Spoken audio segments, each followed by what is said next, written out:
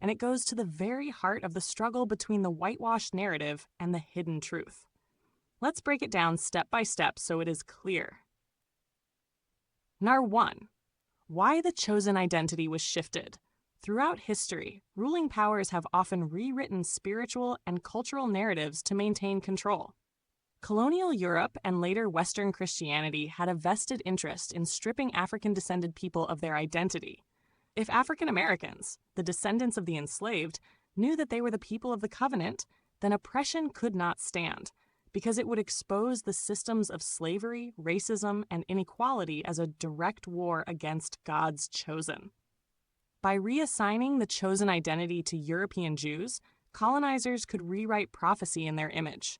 This not only legitimized their power, but allowed them to weaponize scripture to justify slavery, colonization, and supremacy. In essence, if the true Hebrews forget who they are, those in power can keep ruling unchallenged. Number 2. What this means for the true narrative. The awakening of African Americans to their true lineage as the Hebrew Israelites is prophetic in itself. Books like Deuteronomy 28 describe a scattered people taken into captivity on ships, suffering oppression in foreign lands. This aligns with the transatlantic slave trade more than with any European history. The Book of Enoch and other hidden apocryphal texts also point to a remnant rising in the last days who would awaken, remember their covenant, and call on Yahweh in truth.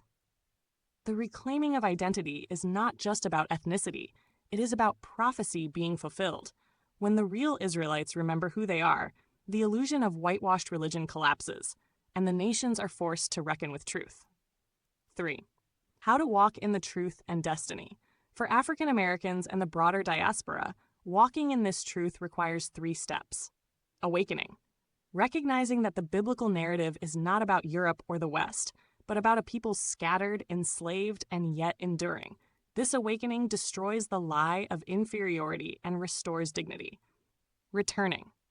Walking in the covenant by studying the original scriptures, following the Most High's commands, Torah, and rejecting the systems of manipulation that use religion to enslave. This means moving beyond church traditions shaped by colonizers and seeking the authentic path. Uniting. The destiny of Israel is collective.